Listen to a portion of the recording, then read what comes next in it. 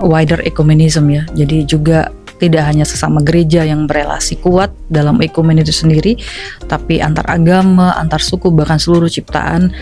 Kita kuatkan kolaborasi, relasi, dan komunikasi, dan semoga Alor bisa memberikan inspirasi. Di sana ada, kalau dulu Ismail dan Ishak, ada gereja Ismail, ada masjid Ishak. Gerakan oikumene tidak sekadar dibatasi hanya dalam pemahaman penyatuan gereja entah bentuk jeruk atau mangga tadi, tetapi lebih lagi melihat dunia ini sebagai rumah bersama.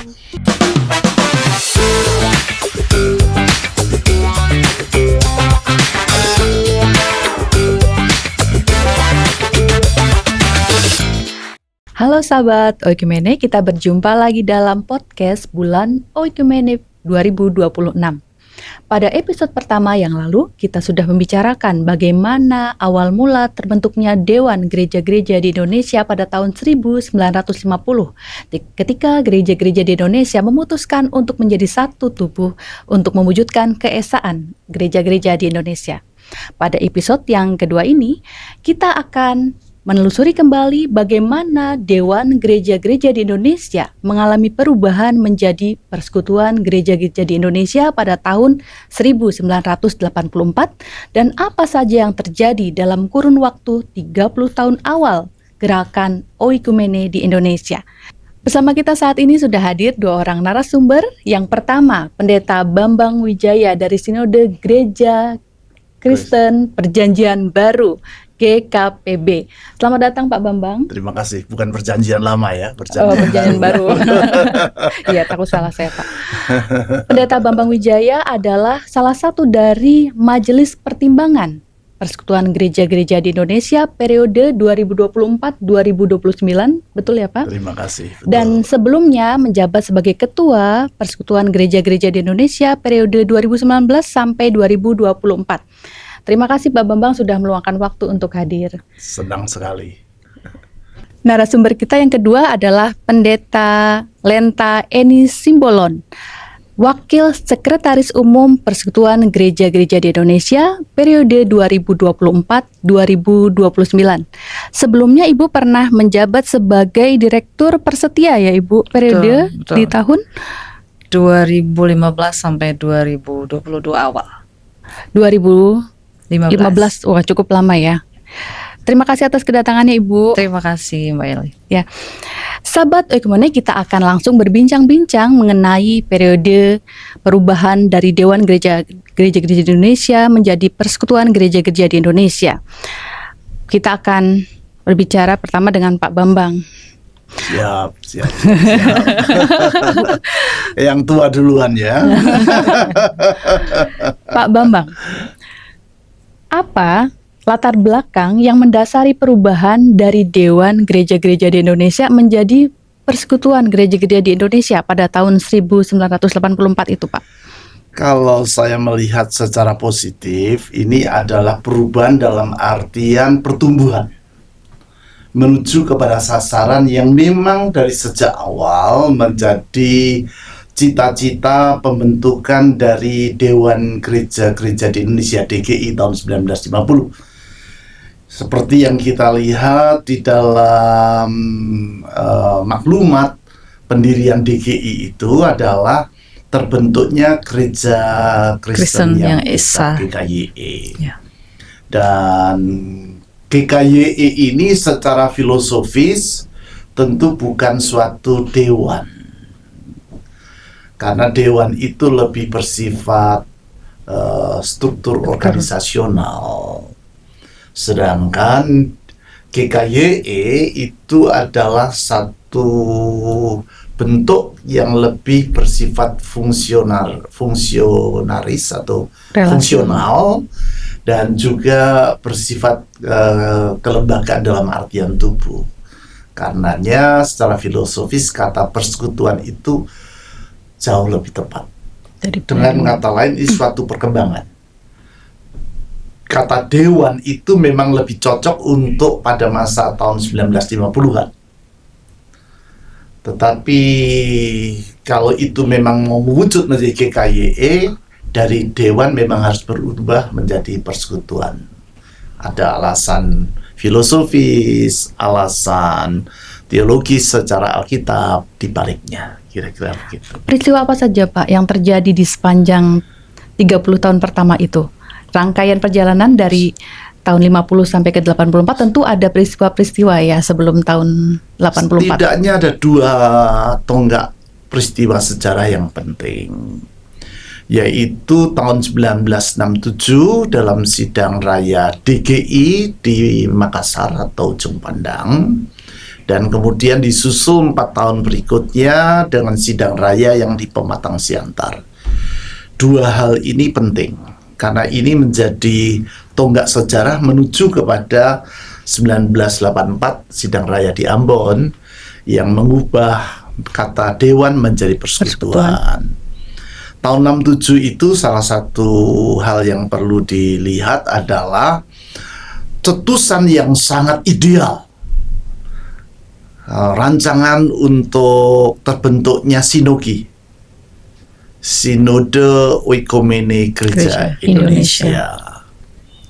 Tetapi nampaknya rencana itu memang terlalu jauh ke depan, terlalu menjauhi zamannya dan tidak kontekstual, di mana keragaman itu seakan-akan menjadi hilang dan sinogi akan menjadi satu super church yang mengakibatkan akhirnya gereja-gereja anggota PGI yang memiliki latar belakang eklesiologi yang cukup beragam, karena tidak bisa dipungkiri bahwa anggota PGI, gereja-gereja sinode itu berasal dari latar belakang teologi, latar belakang misi yang beraneka. Dari Lutheran, di Belanda pun sudah beraneka rupa juga ya, apalagi yang dari Amerika, sehingga memiliki keragaman yang kalau itu disatukan sehingga menghapus keragaman malah jadi tidak baik gitu. Dan karenanya sinogi tidak terwujud dan 67 dan 71 dalam sidang raya di Pematang Siantar disepakati bahwa keesaan yang kita harapkan atau cita-citakan itu bukan dalam bentuk struktural, tapi dalam bentuk fungsional dan aksi, kira-kira. Dan di situ yang menjadi cikal bakal perubahan terus bertumbuh sampai akhirnya dari dewan menjadi persekutuan tahun 84. Baik Pak. Ibu Lenta, tentu di dalam perjalanan tadi yang disebutkan oleh Pak Bambang di tahun 71 hingga ke tahun 84, itu ada hal-hal yang menjadi keputusan bersama ya. Seperti saat ini kita punya DKG Bu. Pada saat itu ada apa saja Bu yang sudah dicetuskan dan dijadikan sebagai pegangan bersama? Iya, kalau Pak Bambang kan pelaku sejarah ya. Kalau saya pembaca sejarah nih Pak Bambang. Iya, di episode pertama saya pikir jelas ya bahwa kita melihat tadi Pak Bambang menyatakan gereja Kristen yang Esa di Indonesia menjadi mimpi besar. Mengapa terbentuk Dewan Gereja-Gereja di Indonesia? Namun 30 tahun pertama, bapak-bapak gereja bersama ibu-ibu gereja pasti melihat ada dinamika-dinamika yang terjadi 30 tahun pertama itu. Dan sudah Pak Bambang tadi bahwa ada tarik-tarikan antara apakah keesaan kita ini keesaan yang struktural, satu organisasi besar, raksasa, satu tata gereja, atau kita menjadi esa secara rohani saja. Ini kan tarik-tarikannya terjadi selama 30 tahun pertama. Dan tadi muncul sinogi dan kelihatannya tidak terlalu oke ya Pak Bambang ya. Karena akan menghilangkan keberagaman, akan menghilangkan kekhasan dan kekayaan dari keberagaman itu sendiri ketika sinogi itu diterima begitu. Dan beberapa sidang raya berikutnya kemudian melihat lagi, kelihatannya kita perlu memikirkan kembali keesaan mana nih yang mau kita wujudkan bersama di Indonesia. Dan kelihatannya mulai berpindah ya Pak, dari keesaan yang mulai berpikir secara organisasi, struktural menjadi lebih apa ya, lebih cair, lebih relasional, lebih gerejawi. Dan saya pikir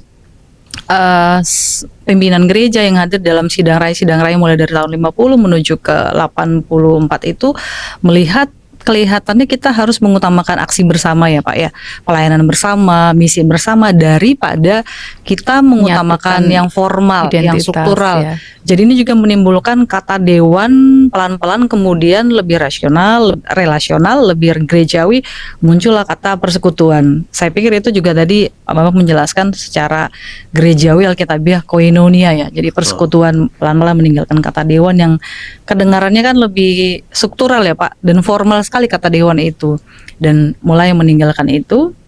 Dan saya pikir terlepas daripada juga LDKG ya Pak, sebelum-sebelumnya kan belum ada dokumen-dokumen yang rasa-rasanya mengikat seluruh sinode anggota, juga dulu belum ada namanya PGI wilayah ya Pak, masih beberapa bagian tertentu ya. Tapi muncul 5 dokumen keesaan gereja karena tarik-tarikan antara satu struktural organisasi dengan tarik-tarikan kepada satu organisasi juga kelihatannya tidak mudah ya Pak. Mesti ketemu di tengah nih, kelihatannya begitu ya ketika saya membaca beberapa dokumen-dokumen yang ada, sehingga kata dewan berubah menjadi persekutuan, dan dokumen-dokumen yang disebutkan 5 dokumen keesaan gereja itu menjadi sesuatu yang sangat penting. Boleh saya baca ya? Silakan Bu, supaya saya juga lebih perlu jelas ikut ini. Iya, Supaya jadi akurat. supaya akurat nih. Jadi LDKG itu menyebutkan pokok-pokok tugas panggilan bersama, sampai sekarang masih ada ya Pak, PPB PPB itu. Dulu tapi dia dokumen pertama. Betul. Kemudian pemahaman bersama iman Kristen PBIK. Yang ketiga piagam saling mengakui dan saling PSMSM. menerima. Dulu disebut PSMSM. Iya. Yang keempat tata dasar Ya, PGI, yang kelima menuju kemandirian teologi daya dan dana. Jadi sebenarnya dari dulu dari mimpi tahun besar 84 iya, itu, Bu? betul. Oh. Jadi dari dulu sebenarnya LDKG ini sudah sangat mengakomodir kemandirian ya Pak. Jadi mungkin sekarang orang udah mulai lupa kali ya. Padahal dulu dari dulu itu selalu berkomitmen kita harus mandiri nih, secara teologi harus mandiri, daya apalagi dana. Karena berbagai macam latar belakang konteks Indonesia Jadi, juga mempengaruhi ya Pak. LDKG itu adalah langkah cerdas untuk menjembatani antara dewan dan persekutuan. Persekutuan. Kata kalau dewan itu seakan-akan sifatnya hanya persidangan. Iya. Betul. Ketemu persidangan dan tidak ada kehidupan kebersamaan. Sifatnya sangat struktural. Persekutuan kalau itu tidak dijiwai dengan langkah konkret, dia hanya lebih kepada slogan. Betul. Keesaan yang sifatnya slogan. Nah, 2 ini jembatani melalui LDKG. Sehingga dia tidak bersifat formal struktural dalam artian hanya persidangan, tetapi ada wujud nyatanya. Pengakuan iman bersama PBIK, PSMSM itu yang sangat penting karena itu terobosan besar PSMSM, saling mengakui, saling menerima baptisan, sehingga saling menerima kependetaan satu dengan yang lain, itu satu terobosan besar. Lalu juga PTPB itu sangat penting karena dengan demikian kita memiliki tujuan bersama dan operasional bersama. Ini dua kutub ini dijembatani melalui LDKG. 5 Dokumen keesaan gereja LDKG. Itu sangat penting, dan memang masa-masa itu sekarang sudah jarang disebut lagi. Kita itu keesaan apa? Keesaan jeruk atau keesaan mangga? Maksudnya Pak? Kalau mangga itu kan kalau kita Satu. buka melebur nyatu. Oh Satu iya, aja kalau dia, artinya, satu. Oke. Walaupun tentu gambaran itu tidak 100% akurat ya, karena jadi kalau kita ngomong jeruk tetap ada segregasi, tetapi itu memang agak cukup menggambarkan bahwa keragaman diakui tapi kebersamaan tidak dinafikan. Jeruk. Iya, tidak kehilangan identitas tapi Satu. tanpa kehilangan Ya, identitas gitu, masing-masing. ya. Iya. Tapi ada juga yang bilang Pak, apakah keragaman kita sudah seperti keranjang buah katanya. Oh, gitu ya. Jadi di dalam satu keranjang buahnya macam-macam. Oh, sekarang udah lebih itu lagi ya. Kalau jeruk kan Masih cuma satu. Itu yang memang harus menjadi perjuangan kita bersama. Sebab kalau tidak, memang PGI ini kalau kita tidak pelihara hanya sekedar jadi wadah kebersamaan, tetapi sidang nggak muncul, kegiatan kebersamaan ekumenikal tidak terlibat, hanya sekadar jadi keranjang buah. Nah ini yang harus kita jaga. Jangan sampai PGI jadi keranjang buah. Karena mungkin sibuk dengan buahnya sendiri-sendiri. Iya, begitu ya. itu satu alasan yang bisa dipakai, tapi tidak seharusnya demikian. Iya, Ibu Lenta, tadi Ibu sebutkan bahwa dari perubahan yang sifatnya struktural dari dewan ke relasional itu lalu melahirkan 5 dokumen kesan gereja yang menjadi seperti langkah bersama, tindakan bersama itu. Bagaimana perubahan ini memberi dampak bagi gereja-gereja dalam penglihatan Ibu atau dalam yang Ibu dalam pelajari? pembacaan. Dalam pembacaan. Baik, saya pikir betul ya, ini langkah cerdas yang rasa-rasanya juga Bapak gereja dan Ibu gereja ketika bersidang berkali-kali itu bisa melihat ke depan ya, Pak Bambang ya. Beliau itu bisa melihat bahwa memang tidak mungkin kita memperjuangkan keesaan yang sangat formal, struktural, organisasi itu sangat tidak mungkin, itu keniscayaan begitu ya. Sehingga yang dikedepankan itu adalah gerak bersama, aksi bersama, misi bersama, diakonia bersama. Koinonia itu baru bisa kelihatan ketika ada kerja bersama ya Pak ya. Jadi diakonia bersama, misi bersama, kesaksian bersama begitu ya. Dan saya pikir betul kata Pak Bambang, kalau kita cuman kumpul-kumpul sidang saja, ekumen ini akan mandek begitu. Dan kemandirian daya, dana dan teologi itu dan juga kebersamaan secara persekutuan tadi itu mestinya tidak hanya kumpul-kumpul ketika ketemu sidang, apakah sidang tahunan atau sidang raya oleh para pimpinan. Itu selama ini yang menimbulkan gerakan ekumenik menjadi mandek karena sangat elitis sekali. Tapi rasa-rasanya perubahan dari dewan ke persekutuan ini ada kebatinan yang juga esa begitu ya, tidak hanya dari pimpinan tapi turun ke bawah, sehingga gerakan bersama ini mesti sampai ke akar rumput. Jadi mesti ada kerjasama dari katakanlah gerejanya Pak Bambang dengan gereja saya misalnya dalam tingkat lokal sekalipun, jemaat dengan jemaat.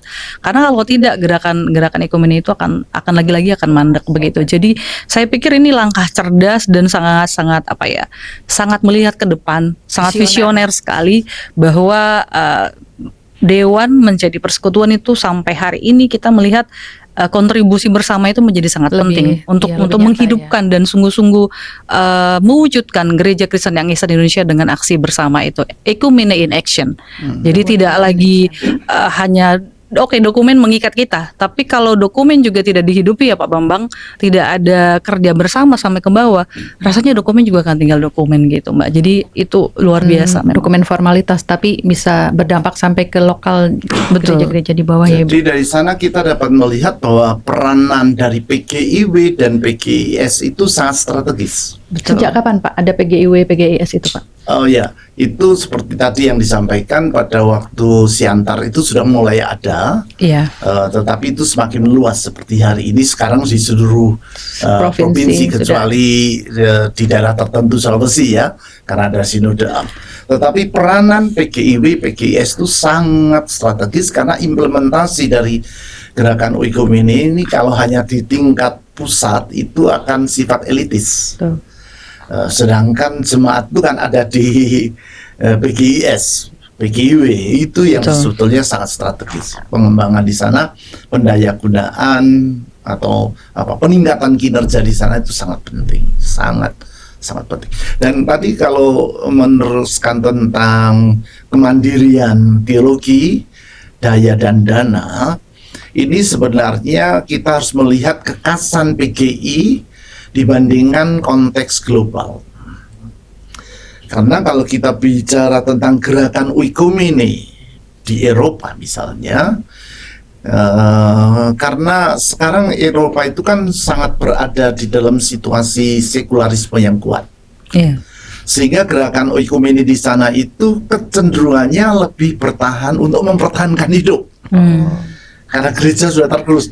Bahkan Paus Leo ke-14 pun juga menyatakan itu bahwa kekristenan di Eropa itu sangat tergerus sehingga menjadi kelompok minoritas yang praktis hampir tidak lagi diperhitungkan seperti masa-masa lampau. Sehingga terpaksa harus bersatu supaya tetap kuat ya. Tetapi jadi survival. Iya. Konteks Amerika juga begitu. Contoh tanpa meremehkan mitra kita, yaitu National Council of Churches yang ada di Amerika. Ketika itu pada masa kejayaannya tahun 60, tahun 70, staf dari NCC itu ratusan loh.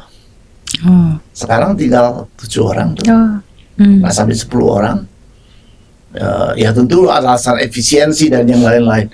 Di tahun 70-an itu mereka punya gedung yang sangat besar yang didonasikan oleh Rockefeller di Manhattan yang disebut God Box itu. 18 lantai atau berapa itu, sangat megah. Sekarang itu tidak lagi dipakai oleh NCC karena mereka sedang berada di Washington dengan kantor yang kecil dengan 7 orang staf. Karena gerakan oikumene di sana juga bukan lagi menjadi populer gitu. Dan sedangkan lain di Indonesia ini gereja ekumenikal dalam lingkup PGI semakin marak. Dan berarti kemandirian teologi itu sangat-sangat mendahului zaman profetis. Kata-kata itu pada waktu diputuskan 84. Karena juga kita patut patut mengakui bahwa katakan titik berat kekristenan itu bergeser dari utara ke selatan. Kalau dahulu Kristen itu artinya Amerika Eropa, sekarang nggak lagi. Betul. Itu artinya adalah Asia dan Afrika. Betul. Sehingga diperkirakan tahun 2050 nanti setidaknya 60% umat Kristen itu tidak lagi berada di Eropa dan Amerika. Tapi mayoritasnya justru di sini. Asia dan Afrika. Sehingga pergulatan teologi kita tidak lagi pergulatan teologi barat. Betul. Pergulatan teologi kita adalah pergulatan teologi di konteks kita ini. Seperti masalah ketidakadilan, kemiskinan, lingkungan hidup, itu kan konteks kita. Dan itu mungkin bukan konteks di barat. Sehingga persekutuan PGI sebagai persekutuan menggumuli kemandirian teologi, ya itu sangat-sangat tepat memangnya. Menarik sekali ya Ibu Lenta, Pak Bambang, bahwa gerakan oikumene di luar negeri, khususnya di Eropa dan Amerika seperti yang Pak Bambang sampaikan tadi, itu justru gerakan semacam survival ya, untuk mempertahankan diri dari gerusan ateisme dan lain sebagainya. Sementara di Indonesia, gerakan ini tidak terancam dalam penggerusan seperti itu. Dan sejauh mana gerakan oikumene di Indonesia ini mengambil peran Ibu dalam mengatasi isu sosial, politik, atau kemanusiaan yang terjadi? Karena kalau di luar negeri tadi mode survival, kalau di kita kan ada gerakan oikumene ini gerakan bersama untuk berpartisipasi dalam kehidupan bangsa dan negara. Jadi sejauh mana gerakan ini sudah mengambil peran dalam mengatasi isu-isu yang ada di dalam negeri, Bu? Iya, kalau dulu kan 84 dokumen ini kan tersendiri ya Pak Bambang ya Mbak Eli, menuju kemandirian teologi daya dan dana. Kemudian ini dilebur, ini sekarang masuk di PPTB Pak untuk yang baru ini. Artinya tentu bukan berarti kita selesai dengan pergumulan itu ya, bahwa sinode gereja-gereja anggota PGI yang hari-hari ini ada 105 sinode 30 PGI wilayah dari Aceh sampai ke Papua. Kita terus menggemakan pentingnya untuk bergerak bersama tapi juga mandiri secara daya, teologi dan dana, khususnya untuk sinode-sinode begitu ya. Saya pikir ini terlihat ya Pak Bambang, misalnya saya tidak tahu apakah salah satu kekurangan dari NCC atau badan ekumene regional atau internasional itu kemudian katakanlah menurun begitu ya, karena kurangnya kontribusi kemandirian itu. Karena saya melihat di PG ini menarik ya, misalnya kalau kita mau ada kegiatan nih, selalu ada kontribusi yang cukup fair gitu Pak, bahwa PGI bikin program, katakan ya kamu baru ke Kalteng nih ya, ada host yang juga menyediakan sekian persen dari pembiayaan program, ada PGI yang menghadirkan bidang atau biro, ada gereja-gereja yang hadir juga dan kontribusinya Pak. Misalnya saya menanggung transport saya ketika hadir, hostnya menanggung hotel dan makan, PGI datang membawa narasumber dan yang lainnya begitu. Ini kan kerjasama yang luar biasa, Mbak, sehingga PGI tidak juga terlalu berat menanggung beban, host juga tidak terlalu berat, gereja-gereja juga tidak terlalu berat. Nah, bukankah kerja bersama ini membuat gerakan ini semakin kuat, relasinya semakin kuat, dan kemampuan kita bersama juga semakin kuat ketika bersama daripada begitu loh. sendiri ya. Nah, Betul. saya enggak tahu ya, mungkin Pak Bambang bisa juga nanti bercerita apakah di luar sana gerakan ekumene di Asia misalnya atau di dunia apakah masih menggunakan model seperti itu. Kalau hari-hari ini kan sering juga nih Pak, PGI diminta host untuk WCC, diminta host untuk CCA. Tapi apakah hal yang sama juga terjadi kepada gereja-gereja lain atau NCC lain di SCCA atau di WCC? Tapi kupikir cara ini luar biasa gitu loh, bahwa semua orang, kalau di PKN namanya berbagi roti begitu ya. Saya punya roti berapa, saya kontribusikan dengan sukarela dan sukacita gitu loh. Jadi tidak melihat sebesar apa rotinya, tapi yang penting semua roti disajikan di meja, kita nikmati bersama. Bukankah ini gerakan keesaan yang saya pikir akan terus bisa berlangsung terus, Pak Bambang? Jadi tidak hanya survive, tapi kita juga memberkati yang lain di luar kita yang ada di meja nih, menurut saya begitu ya. Dan ini penting untuk didengungkan lagi, walaupun kalau sekarang kan di KG yang baru menuju kemandirian teologi dan dana ada di PPTB, tapi muncul namanya itu KKG, komitmen keesaan gereja, yang tadinya itu bernama piagam saling menerima dan saling mengakui. Itu menjadi dokumen keempat sekarang KKG. Dan ini lebih banyak lagi Pak Bambang untuk menolong bagaimana gereja-gereja dalam akar rumput berelasi. Misalnya jangan ada lagi gereja ketika mau pertukaran pelayan nih Pak Bambang, tiba-tiba gereja saya misalnya nih HKI Lutheran telepon sama pengurus PGI bilang tolong ya yang ke kami jangan pendeta dari Pentakosta. Itu sering terjadi Pak Bambang. Itu masih sering terjadi. Sebaliknya teman-teman Pentakosta juga bilang kami tolong ya dari gereja Pentakosta juga yang seasas begitu. Padahal diatur loh dari tahun 84 loh. Piagam saling menerima, mengakui, tapi dari 84 sampai sekarang kita ternyata belum benar-benar bisa menerima, 100% menghidupi, mengakui dan menerima itu Pak. Masih terus berproses, tapi ya sudah ada yang baik juga, banyak cerita-cerita baiknya juga. Tapi rupanya ya beberapa cerita masih tersisa bahwa masih sulit kita menerima. Tapi saya pikir banyak cerita-cerita baik yang bisa kita wariskan ke generasi berikutnya, bahwa gerakan ekumene ini mesti terus berlangsung. Dan saya percaya seperti kata Pak Bambang, mungkin 20 tahun lagi, 30 tahun lagi Indonesia menjadi salah satu pusat gerakan ekumene yang menjadi inspirasi bagi dunia Pak. Melihat karena kalau ini terus yang disampaikan beberapa tahun yang lalu di dalam salah satu sidang MPL, utusan dari PKN, saya lupa namanya ibu siapa itu, kebetulan saya yang terjemahkan.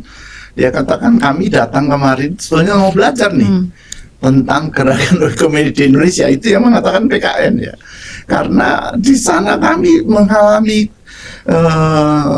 degradasi, sedangkan kami lihat di Indonesia justru semakin marak baik kehidupan bergereja maupun gerakan ekumenenya. Saya rasa di sini Bu Lenta, kalau saya menjawab apa yang Bu tadi dikatakan, kontribusi secara finansial dari gereja-gereja ekumenikal di Eropa maupun di Amerika sangat besar tentunya, masih sangat besar. Hanya saya duga ini masalah spiritualisme. Spiritualitasnya antara spiritualitas yang sekadar tradisi maintain dan spiritualitas yang semakin berapi-api dan marak di Indonesia dalam pelbagai bentuknya, itu yang menjadi salah satu pembeda. Jelas secara finansial gereja-gereja di Eropa maupun di Amerika sangat kuat. Indonesia sebetulnya juga kuat, hanya perlu lebih digali saja tentunya.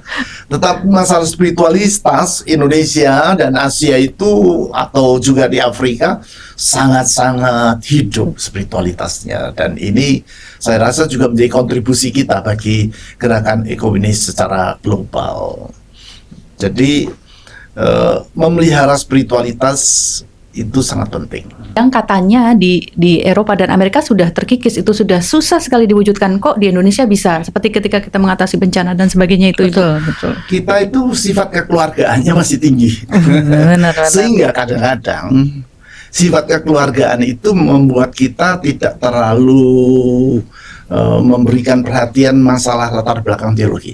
Iya, Ya. betul. Kalau itu dikembangkan, itu juga salah satu modal. Memang apa yang katakan Ibu Lenta, kalau tukar mimbar, tolong dong Yang selama Tetapi kalau dalam masa, kalau kita sudah berpijak kepada kekeluargaan, hal seperti itu bisa menjadi sekunder. Iya. Kekeluargaan ini yang harus terus ditingkatkan. Iya, betul. Baik, Ibu. Jadi dari idealisme yang baru saja kita bicarakan ini, tentu ada tantangan yang masih harus kita waspadai ya. Apa, Bu, tantangan yang masih kita hadapi untuk mewujudkan keesaan ini pada masa ini, yang supaya gereja-gereja lebih mewaspadai hal itu dan kita bisa meminimalisir gitu.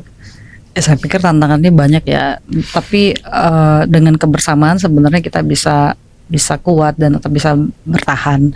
Kalau kita perhatikan 5 tahun terakhir ini, PGI sendiri kan membuat visi itu gereja-gereja di Indonesia yang kuat, relevan, tangguh, berpengharapan begitu ya.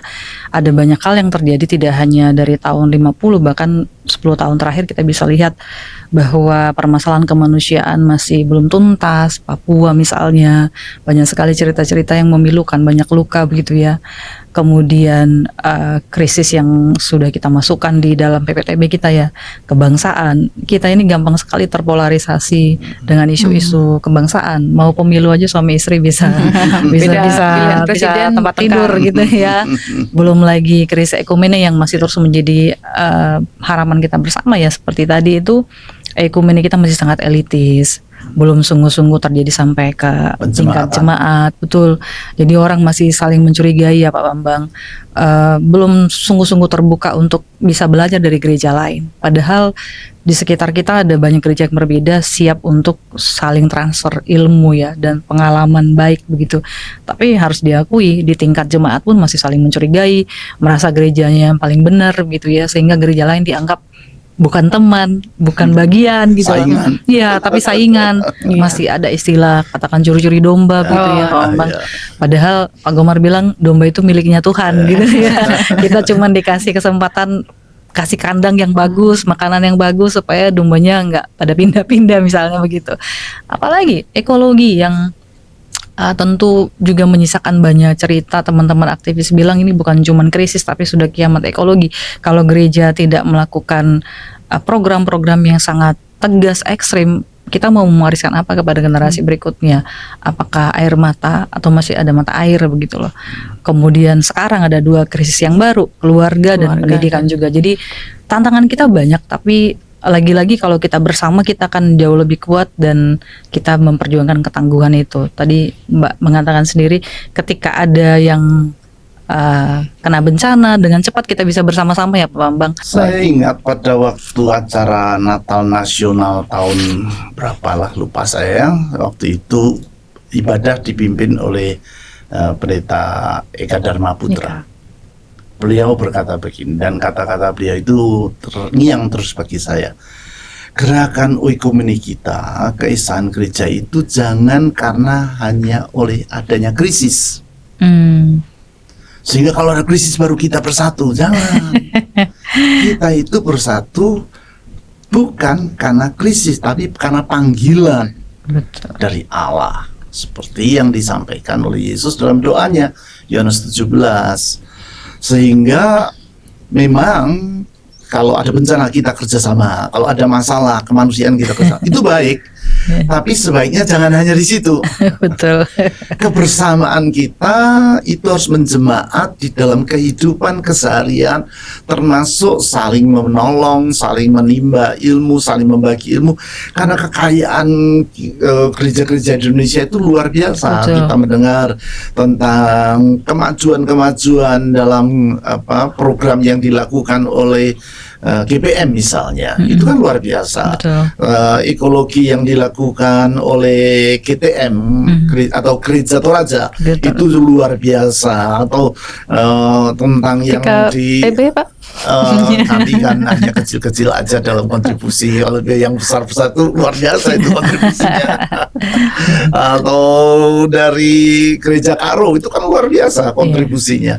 Nah, artinya hal-hal seperti itu sangat-sangat memperkaya satu dengan yang lain, sehingga kita jangan tunggu kalau ada bencana. Memang itu perlu, tetapi dalam keseharian. Juga salah satu sorotan yang tadi disampaikan oleh Bu Wasekum tentang kondisi di Papua itu sangat memprihatinkan dan sangat harus menjadi perhatian dari semua gereja di Indonesia. Karena itu krisis yang sangat-sangat, krisis ekologi ya, krisis kemanusiaan ya, dan macam-macam HAM. Itu harus menjadi perhatian yang tidak boleh dilupakan. Baik, Bapak Ibu, kembali ke tema bulan Oikumene 2026, yaitu keesaan tubuh Kristus yang mengalami damai sejahtera Allah bersama seluruh ciptaan. Bagaimana tema ini jika melihat dari sejarah DGI menjadi PGI? Bagaimana tema ini bisa tetap relevan, atau hal apa yang bisa kita ambil dari perjalanan perubahan DGI ke PGI yang relevan dengan tema yang saat ini sedang kita tekankan? Mungkin Pak Bambang dulu kali. Gimana Pak? Kalau saya melihat salah satu hal yang sekarang menjadi salah satu fokus dari PGI, yaitu Ecclesia Domestica, itu sangat-sangat menjawab kebutuhan saat ini. Dan ini memang perlu penjematan sampai kepada gereja atau jemaat lokal. Karena itu memang tantangan bersama yang harus dikerjakan secara bersama. Itu satu sorotan yang sangat-sangat aktual. Jadi jika setiap keluarga itu sudah menjadi Ecclesia Domestica, maka keutuhan ciptaan, damai sejahtera itu juga bisa menular ke seluruh ciptaan ya Pak, dimulai dari keluarga. Betul, karena pada akhirnya tumpuan kita, gereja terkecil itu adalah keluarga. Dan kalau keluarga itu menjadi, katakan, gereja yang sejahtera dalam arti yang bersaksi, membawa dampak yang positif bagi lingkungan, itu akan sangat penting. Apa yang dikatakan oleh almarhum Bapak TP Simatupang itu sangat penting, bahwa gereja itu harus bersifat positif, kreatif, apalagi transformatif ya Pak, dan juga kritis ya. Tapi juga di sini positif itu artinya kita tidak hanya mencari kelemahan dan menentang, tapi kontribusi positif apa yang dapat kita lakukan kepada lingkungan kita. Dan di sini kita harus bersifat kreatif, dan tentu positif kreatif itu tumpuannya adalah pada keluarga. Bagaimana keluarga dapat membawa dampak positif bagi lingkungannya dan membawa dampak positif kepada kehidupan bersama dalam gereja, sangat besar dampaknya. Itu sangat-sangat penting dan sangat tepat itu. Ya betul Bapak. Silakan Ibu. Ya, tahun ini kan kita akan merayakan ulang tahun PGI ke-76 di Alor. Saya pikir juga pemilihan Alor ini tidak kebetulan ya Pak Bambang. Alor adalah kepulauan yang punya laut yang indah, tapi biota lautnya sudah banyak yang hampir punah, termasuk dugong yang merupakan salah satu hewan yang sangat khas di sana, tinggal satu. Itu pun katanya bukan betina Pak, jadi agak memprihatinkan sebenarnya. Dan kalau kita bicara tentang keutuhan ciptaan, kita juga nggak boleh lupa bahwa keluarga Ecclesia Domestica, manusia sering lupa bahwa dia bagian dari keluarga besar bumi. Betul. Sehingga melupakan anggota keluarga lainnya, termasuk tanaman, hewan, dan makhluk lain begitu. Karena menganggap manusia satu-satunya yang dikasih Tuhan kuasa, seperti di Kejadian 1 itu ya.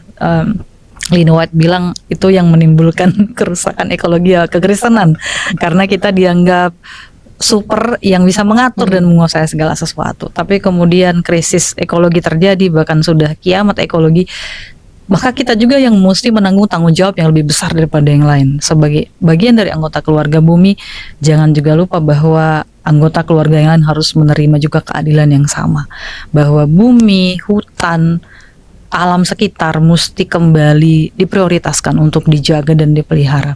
Anak-anak kecil mesti diajarin menanam. Anak-anak kecil mesti diajarin bahwa dia sahabatnya alam, bahwa generasi berikutnya bisa hidup aman nyaman kalau bumi tetap dijaga dan dipelihara. Dan saya pikir tema ini menjadi sangat krusial untuk terus dikhotbahkan, didengung-dengungkan dalam suasana bulan ekumene juga HUT PGI ke-76, bahwa kesatuan tubuh Kristus itu harus mengalami shalom Allah dalam bingkai keutuhan ciptaan. Jadi kita bersama anggota keluarga yang lain sebagai penghuni bumi yang juga sama-sama harus mengalami shalom Allah itu sendiri. Dan kata oikumene itu tidak boleh disempitkan, artinya hanya sekadar kesatuan gereja. Betul. Kata oikumene itu kan akar katanya oikos. Yes. Sehingga harus juga dipahami gerakan oikumene itu adalah penyadaran bahwa bumi ini adalah rumah kita bersama.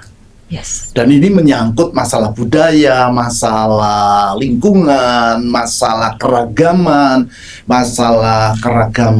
macam-macam termasuk agama. Kita harus melihat dunia ini adalah rumah kita bersama. Dan berarti gerakan oikumene bukan hanya penyatuan gereja, itu penting. Betul. Tetapi juga tadi seperti yang dikatakan Ibu Aseko menyangkut banyak faktor, termasuk UFO yang sekarang lagi populer ini. Baru itu Pak. Kita juga nggak akan bingung kalau kita melihat UFO itu juga rumah kita Bagian bersama, dari kita keluarga. bersama, keluarga kita bersama, nggak masalah. Cuman kita belum tahu bahasanya saja gitu. Keluarga yang lain. Anggota keluarga yang lain. Nanti bentar lagi daftar dia, Bu. Baik, Ibu Lenta, Pak Bambang, setelah kita membicarakan perjalanan perubahan DGI ke PGI, lalu bagaimana gerakan oikumene ini harus berdampak pada gereja-gereja lokal. Saat ini di tahun ke-76 Persekutuan Gereja-Gereja Indonesia, apa harapan yang Bapak Ibu ingin sampaikan untuk gereja-gereja atau gerakan oikumene di Indonesia? Ibu Aseko dulu. Di ulang tahun PGI yang ke-76 dan kita akan merayakannya di Alor. Alor selain maritimnya yang sangat khas, juga gerakan interfaith yang khas juga Pak Bambang. Bahwa Muslim Kristen di sana itu relasinya sangat kuat. Dan saya pikir ini bisa membawa inspirasi bagi gereja-gereja di Indonesia. Kalau tadi kita mau bicara wider ecumenism ya, jadi juga tidak hanya sesama gereja yang berelasi kuat dalam ekumen itu sendiri, tapi antar agama, antar suku, bahkan seluruh ciptaan. Kita kuatkan kolaborasi, relasi, dan komunikasi.